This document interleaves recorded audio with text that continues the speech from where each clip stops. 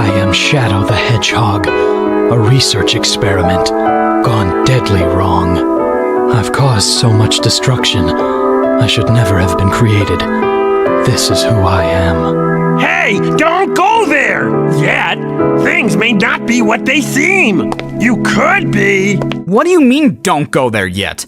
You should never go there. Could be what? You don't just stop your pep talk when someone's going through depression. You should finish whatever encouraging thing you're gonna say. That being said, if someone's trying to comfort you and be there for you in your troubling times, you shouldn't just walk away or shield yourself.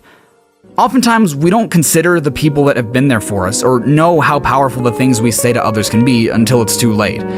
Over 300 million people around the world suffer from depressive disorders, and that's just the number of people that are willing to talk about it. Many others keep their mental health a secret, either because of the stigma surrounding it or because they're unable to properly identify the symptoms.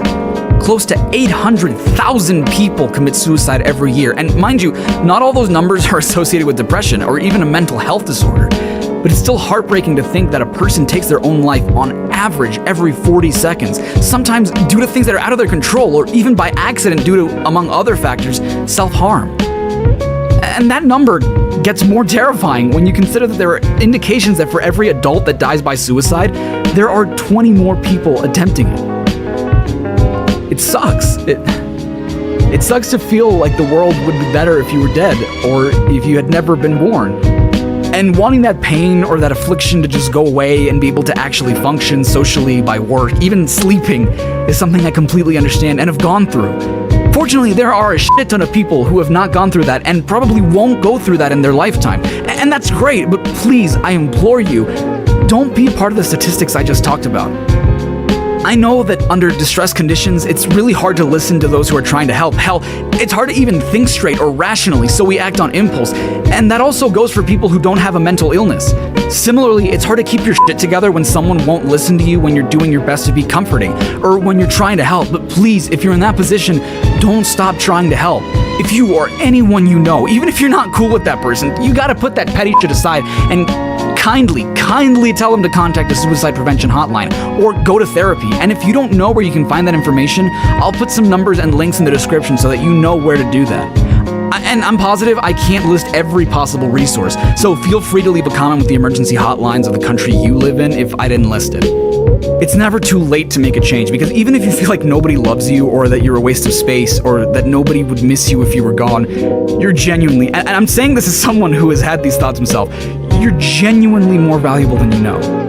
We don't often realize the impact we have on other people's lives or how much someone loves and appreciates us, and that's a major issue. People don't let the ones they love know that they love them, and I don't understand why that is. Like, it could literally save someone's life to tell them that you love them. And if you don't think that you love yourself, you might be sorely mistaken.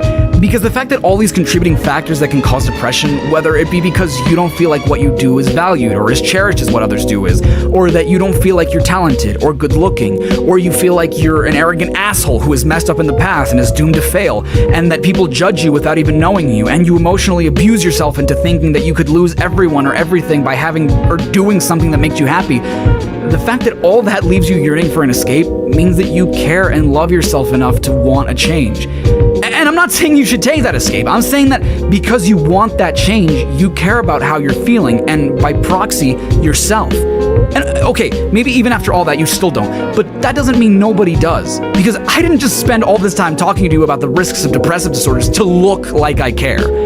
It's wrong that we lose so many people because they decide to not speak up about how they feel. It's wrong that so many people feel trapped with only one escape. It's wrong that we don't always acknowledge those who are going through rough times. It's wrong that when we do acknowledge it, we sometimes react defensively. It's wrong that Vector didn't finish his thought and let Shadow know how valuable he thinks he is and how much he appreciates that he helped him find the computer room.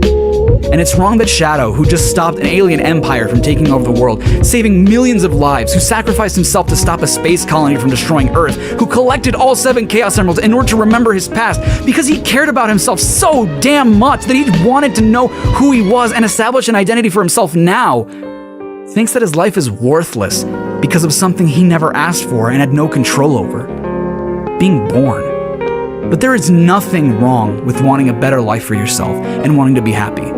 So please, you deserve to get up, and make a change in your life. Because you have that power, and because you matter.